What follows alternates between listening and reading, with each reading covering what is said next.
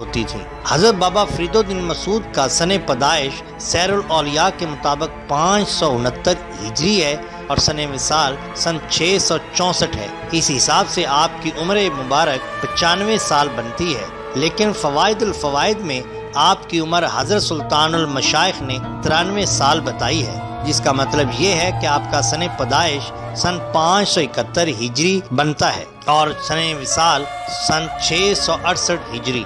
واللہ عالم بالصواب۔ ناظرین کرام، جیسا کہ ہم بتا چکے ہیں کہ شیخ الاسلام خواجہ گنج شکر رحمۃ اللہ علیہ کی والدہ ماجدہ بڑی عابدہ اور زاہدہ تہجد گزار ذاکر و شاغل تھی۔ میرات الاسرار اور سیر الاولیاء اور سیر العارفین اور اخبار الاخیار کے ان چاروں مستند اور معتبر کتابوں میں حضرت بی بی کے ظاہری اور باطنی کمالات کا ذکر آیا ہے۔ سیر العارفین میں لکھا ہے کہ ایک رات جب بی بی صاحبہ تہجد اور ذکر و فکر میں مشغول تھیں تو گھر میں چور داخل ہوا اور اس عفت ماب خاتون کے سامنے آتے ہی اندھا ہو گیا۔ اب وہ بھاگنا چاہتا تھا لیکن اندھا ہو چکا تھا، کیا کرتا؟ اس نے آواز دی کہ اس گھر میں ضرور کوئی ایسی ہستی موجود ہے جس کی وجہ سے میں اندھا ہو گیا ہوں۔ اب میں وعدہ کرتا ہوں کہ اگر مجھے آنکھیں مل جائیں تو مسلمان ہو جاؤں گا اور چوری چھوڑ دوں گا۔ حضرت بی بی صاحبہ کو ان کے حال پر رحم آیا اور اس کے لیے خدا تعالیٰ سے دعا کی تو فوراً اس کی آنکھیں بینا ہو گئیں۔ صبح کے وقت وہ چور بال بچوں سمیت حاضر ہوا اور سب کے سب مسلمان ہو گئے۔ اس کے بعد اس نے اس گھرانے کی بہت خدمت کی اور بزرگی تک پہنچا۔ اس کا اسلامی نام عبداللہ رکھا گیا۔ اس کی مزار آج تک زیارت گاہ خاص و عام ہے اور حضرت گنج شکر رحمۃ اللہ علیہ کے آباء و اجداد کے ساتھ واقع ہے۔ حضرت خواجہ گنج شکر کی ابتدائی تعلیم قصبہ کوتوال میں ہوئی، لیکن چونکہ وہاں اعلیٰ تعلیم کا انتظام نہیں تھا، آپ 13 سال کی عمر میں قبۃ الاسلام ملتان تشریف لے گئے، جو اس وقت علم و فضل کا گہوارہ اور اہل علم کا مرکز تھا۔ وہاں کوئی 5 سال تعلیم حاصل کرنے کے بعد آپ کی ملاقات حضرت قطب الاقطاب خواجہ قطب الدین بختیار احمد کاکی رحمۃ اللہ علیہ سے ہوئی اور وہیں سے آپ کی کایا پلٹی۔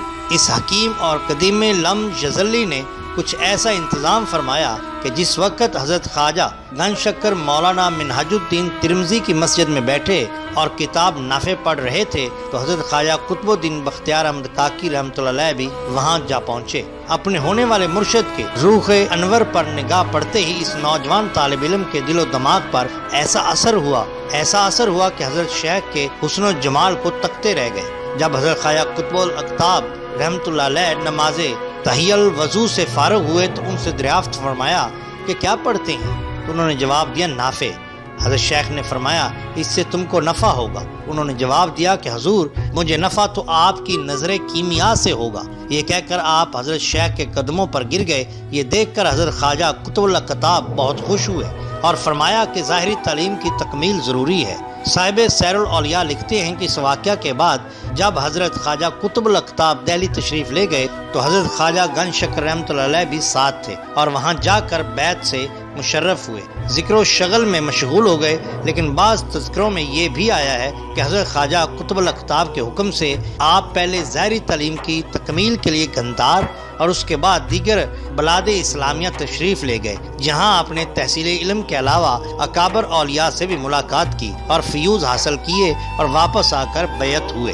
بیعت ہونے کے بعد حضور بابا فرید رحمۃ اللہ علیہ مختلف علاقوں میں دین اسلام کی تبلیغ کرتے رہے اور آخر آپ اجودن تشریف لے آئے، جس کا موجودہ نام پاک پتن ہے۔ اجودن ایک غیر معروف قصبہ تھا اور وہاں آپ نے سال ہر سال تک عوام الناس کو دین اسلام کی طرف راغب کیا۔ ایک روایت کے مطابق آپ وہاں 16 سال اور دوسری روایت کے مطابق 24 سال رہے۔